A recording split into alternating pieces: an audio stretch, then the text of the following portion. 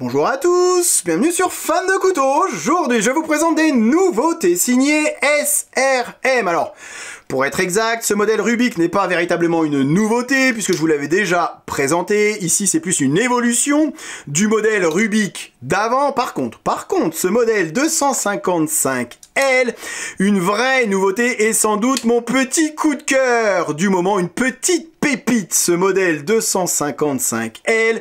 Ça signe un peu, je trouve, le renouveau, le retour en force de cette marque SRM, autrement appelée Sanrenmu. Souvenez-vous de Sanrenmu, ils sont pas nouveaux dans le game, dans la fabrication de couteaux. Ils existent depuis 1998 et je les avais connus grâce à leur clone d'un modèle Sebenza de Chris Reeve. Et c'est vrai que depuis, on en avait très peu entendu parler de cette marque Sanrenmu, mais ils continuaient comme ça dans l'ombre à fabriquer du couteau pour d'autres. C'est d'ailleurs eux, Sanrenmu, qui fabriquent les couteaux Ruike. Je vous avais déjà présenté les couteaux Ruike. On connaît la qualité des couteaux Ruike, la marque Ruike qui appartient à Phoenix, aux lampes Phoenix. Et depuis un petit moment, depuis quelques années, ils essayent de revenir sur le marché du couteau avec leur marque. Donc fini finalement Sanrenmu. Bonjour SRM. D'ailleurs, quand vous regardez sur la boîte ou sur le site, c'est écrit nulle part Sanrenmu. On retrouve plus que ce logo SRM.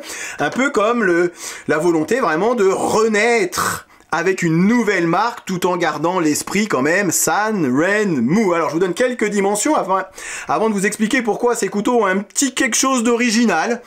Ils révolutionnent pas le monde du couteau ou de la coutellerie chinoise, mais il y a des petits trucs originaux qui me font dire que voilà, SRM est sur la bonne voie et c'est certainement une autre marque sur laquelle il va falloir compter dans ces prochaines années.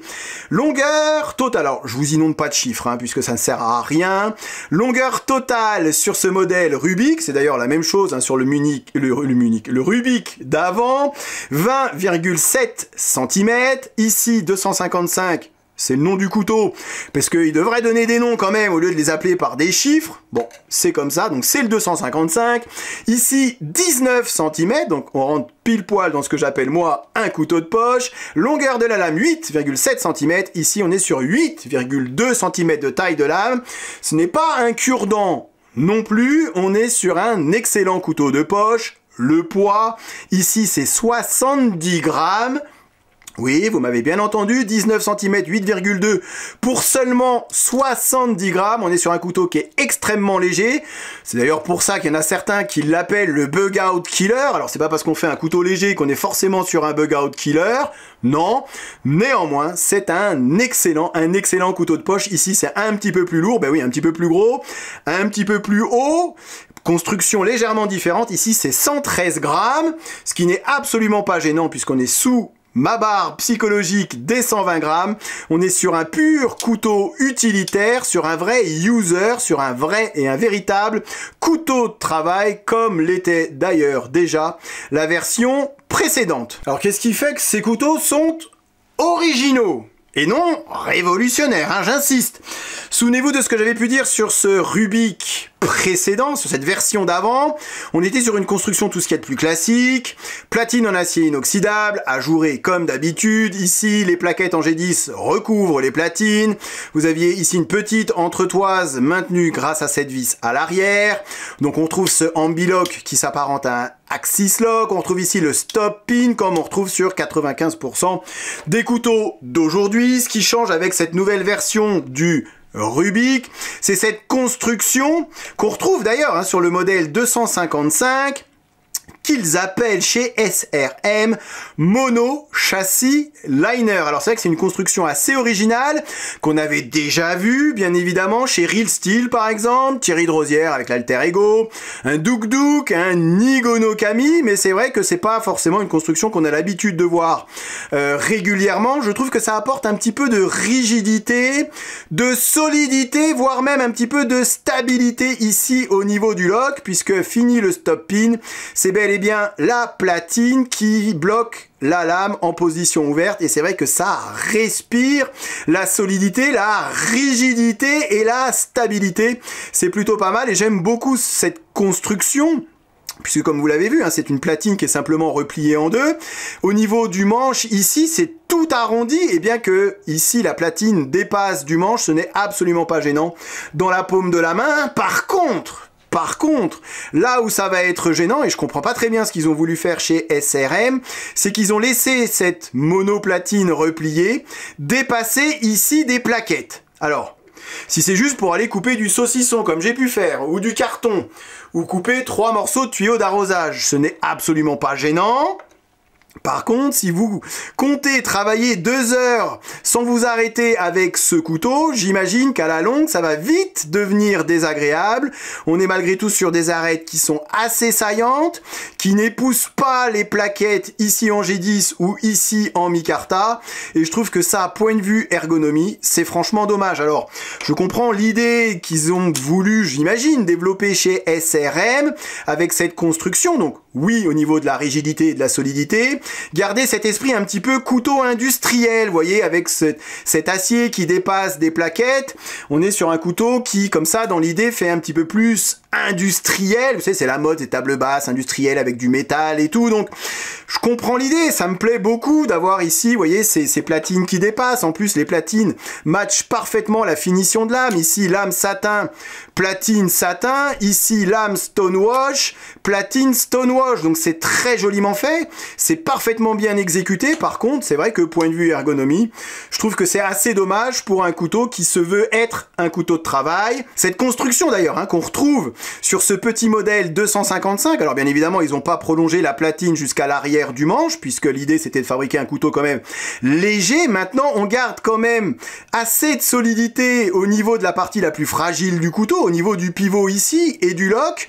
Donc on a vraiment cette rigidité qu'on retrouve sur ce modèle Rubik, on le retrouve sur ce modèle 255, ce côté monoplatine, et pareil à l'intérieur, hein, ça fonctionne, et c'est un peu la même chose que sur un bug out finalement, où on a ces côtés platine qui s'arrêtent juste ici, et c'est vrai qu'on a à ce niveau-là, au niveau du pivot, pas mal de solidité et de rigidité, ça va pas lâcher à la première utilisation. Par contre, c'est vrai que sur l'arrière du manche, ils ont gardé simplement le G10, donc on a ce côté un petit peu plus souple, un petit peu plus flexible, sans être chewing-gum. Et ben oui, on est sur un couteau un peu moins capable, un peu moins utilitaire, un peu moins couteau de travail que ne l'est ce modèle Rubik, ce qui ne retire en rien au plaisir qu'on a d'utiliser ce couteau en mode couteau de poche. On garde cette légèreté, ce qu'on perd en rigidité finalement de manche, on le gagne en légèreté. On est sur un couteau qui est juste génial, génial à utiliser pour tous ceux qui recherchent un couteau de poche extra léger,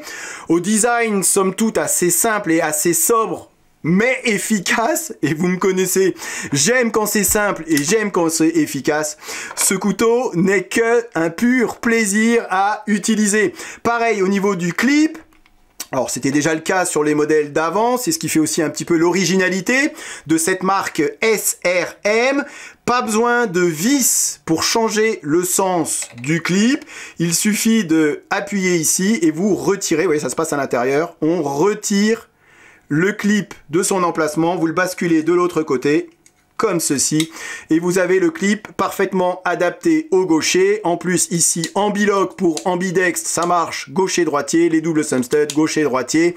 Ce que j'aime beaucoup sur ce clip, c'est le fait qu'on soit sur un port très discret, voire même hyper discret, puisque vous n'avez absolument pas de manche qui va dépasser de la poche. Par contre, ce que je peux reprocher à ce clip, ce qui était déjà le cas d'ailleurs auparavant, c'est que le fait qu'il ne soit pas vissé à l'intérieur de la plaquette, on a un poil de jeu, voilà, on a un clip qui a tendance à bouger, et c'est vrai que sur ce couteau à vocation travail, lorsqu'on serre le manche un petit peu, voilà, un petit peu exagérément, on sent le clip qui bouge à l'intérieur de la paume de la main. Ici, c'est quand même bien moins gênant, puisque comme je vous l'ai dit, on n'est pas sur un couteau typé couteau de travail, on est plus sur le couteau, voilà, le petit couteau de poche pour les petites tâches du quotidien. Donc finalement, c'est pas très gênant qu'on ait le clip qui ait une petite tendance comme ça à se balader. Je reviens sur le plaisir qu'on a à utiliser ces couteaux. Roulement à billes sur les 3 modèles et regardez comme ça fonctionne. Ça marche bien mieux, mais bien mieux que sur certains couteaux Benchmade. Ce n'est que du plaisir d'ouvrir et de fermer son couteau. Il suffit de tirer sur cet axis lock, sur ce ambi lock, et la lame retombe toute seule. Ça marche exactement de la même manière sur ces modèles, sur ce modèle et sur ces modèles Rubik, que ça soit le Micarta ou que ça soit le G10. Ici j'ai un peu plus de mal puisque j'ai retiré le clip que j'ai foutu de l'autre côté, mais croyez-moi sur parole, ça fonctionne à merveille. Oui, c'est quand même assez pratique. Après vous allez me dire, le clip poche, on le change pas de sens tous les 4 matins non plus, donc bon. C'est le côté clip original qu'il y a sur ces modèles SRM, et c'est vrai que regardez-moi, comme la lame redescend toute seule pour les compulsifs de l'ouverture et fermeture de son couteau, je ne peux que vous conseiller ces modèles SRM, ça fonctionne bien mieux que sur le modèle que j'avais, vous voyez ici, faut se mettre ce petit couteau de poignet, ce petit coup de poignet pour que la lame redescende, ce qui n'est absolument pas le cas avec ces nouveaux modèles, et ça, selon SRM, c'est dû justement à cette construction monoplatine qui rajoute encore voilà, un petit peu plus de ce côté hyper fluide qu'on n'avait pas forcément sur le modèle précédent. Ici, finition Stonewash qui match parfaitement avec les platines, ça, vous l'avez vu. Ici, on est sur du 14C28N, on était ici sur du VG10, il existait le même avec de l'acier D2. J'aime beaucoup cette finition de lame, et ce que j'aime tout particulièrement, c'est cette finition de tranchant. C'est ce qui me fait dire que SRM, sans encore une fois révolutionner le monde du couteau, essaye vraiment de se différencier par rapport aux autres marques chinoises. Regardez-moi la beauté de ce tranchant. Alors je vais essuyer le tranchant. Je n'ai absolument pas retouché le tranchant, je n'ai absolument pas repassé au cuir. C'est comme ça que le couteau a été livré, c'est poli miroir. C'est juste magnifique, et je pense que certaines marques comme Benchmade devraient s'en inspirer.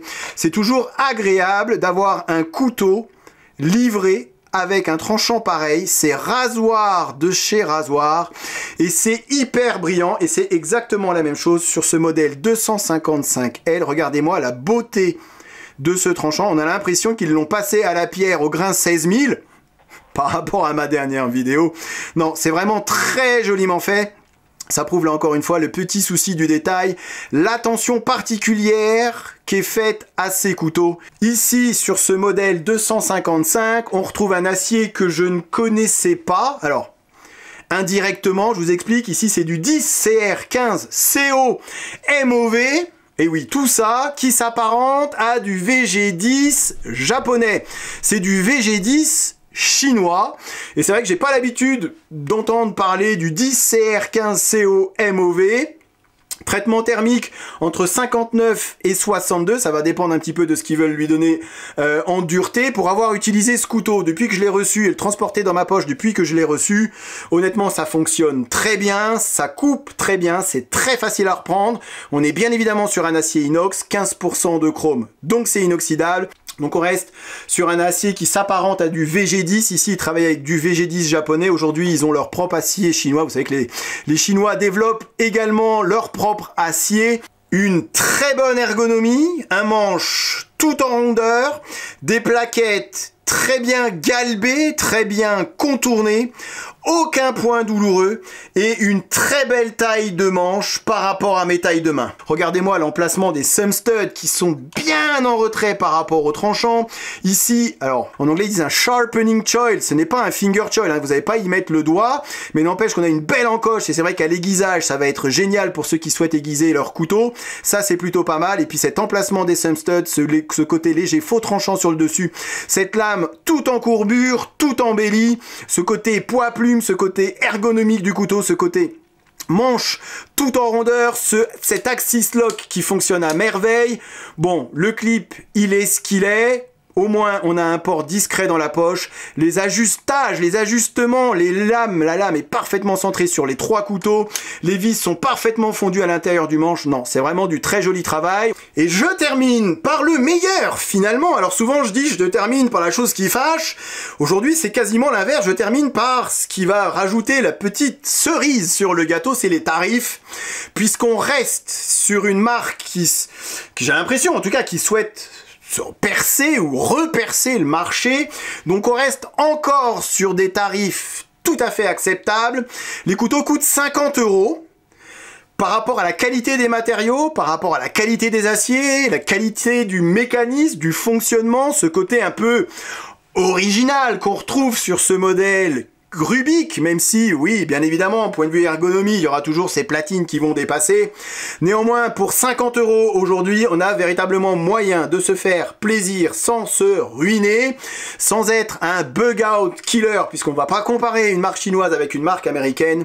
Ce modèle 255 n'a rien à envier au modèle bug-out. Allez, je vais m'arrêter là. Je vous remercie d'avoir regardé cette vidéo et bien évidemment, je vous dis à très bientôt sur Fan de Couteau. Salut. Présentation, comparaison avec d'autres modèles et test de coupe en fin de vidéo comme d'habitude. Ok, allez, voyons voir ce que ça donne. Rasoir. Encore une fois, les goûts et les couleurs. C'est simple et efficace. Je suis faible, j'achète. Il n'y en aura pas pour tout le monde.